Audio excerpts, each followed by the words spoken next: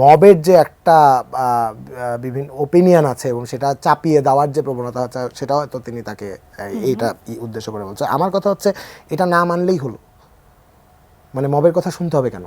সরকারের এন্ড থেকে কোনো প্রকারের টেলিফোন যেহেতু যাচ্ছে না, উনি নিজেই বলেছেন, এবং আমার মনে হয় যেহেতু আমি প্রেস উইংয়ে কাজ করি, আমার কাছে মনে হয় না লাস্ট কোনো এই 7 মাসে কেউ প্রেস উইং থেকে ফোন দিয়ে বলেছে এই নিউজটা নামান অথবা এই নিউজটা সংশোধন করার কথা বলতে পারে। অনেক সময় অনেক কিছু ভুল ছাপানো হয় বা দেখানো হয়, এই নিউজটা নামান এই কথাটা কখনো বলা হয়নি। এবং কাউকে আপনি কেন এই কথা বলেছেন, আপনি কেন এই কথা বলেননি, আজকে মতিউর রহমান চৌধুরী এই কথা বলেছেন, আজকে যদি অন্য লাস্ট আওয়ামী লীগ সরকার থাকতো তাহলে এই ফোনটা ওনার কাছেই যেত। কিন্তু উনি যেহেতু এখন বলতে পারছে, আমার কাছে মনে হয় না যে এখানে বাকস্বাধীনতার কোনো সমস্যা আমি আমার এন্ড থেকে দেখছি। আমার কথা হচ্ছে যদি উনি মনে করে মবের প্রেশারে কোনো কিছু বলা যাচ্ছে, আমার কাছে এই প্রেশার না মানলেই হলো।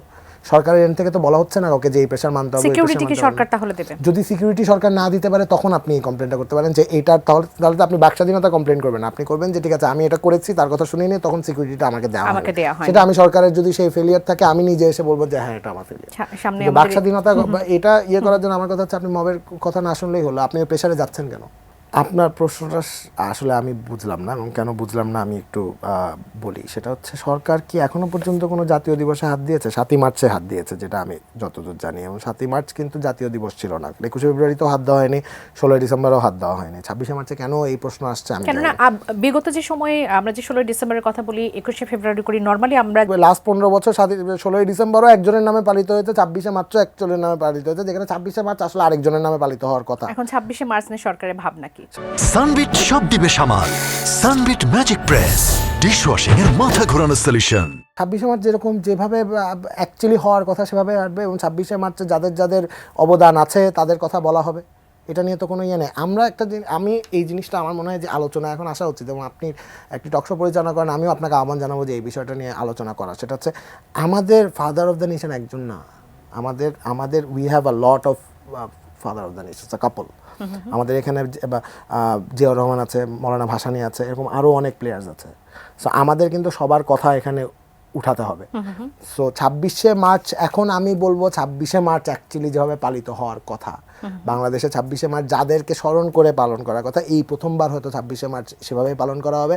লাস্ট 16ই ডিসেম্বরও সেভাবে পালন করা হচ্ছে, 21শে ফেব্রুয়ারিও সেভাবে পালন করা হচ্ছে। এবার 21শে ফেব্রুয়ারিতে একবারও 52 সালের ইতিহাসে শেখ মুজিবের আসার কথা না ঐতিহাসিকভাবে, কিন্তু দেখবেন যে লাস্ট 15 বছর ভাষা আন্দোলনের ইয়েতেও কিন্তু শেখ মুজিব ঢুকে গেছিল। আমি একদমই বলছি না 24কে 71 মুখোমুখি করা আছে, 71-71-এর জায়গায় 24-24-এর জায়গায়। এবং আপনি যে একটা সেকেন্ড প্রশ্ন করলেন যে যুদ্ধ স্বাধীনতা বিরোধী আপনি প্রফেসর ইউনূসকে কিভাবে এই কথা বলবেন যে উনি আপনার কোন দিক দিয়ে প্রফেসর ইউনূসকে দেখে মনে হয় যে উনি স্বাধীনতা বিরোধী মানুষজনকে রিহ্যাবিলিটেট করছেন?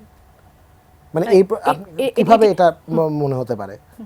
সো আমি কোনোভাবেই এই জায়গাটা দেখি না। We are talking about professor Mohammad Yunus, এখানে আর কোনো কিন্তু কেউ নেই।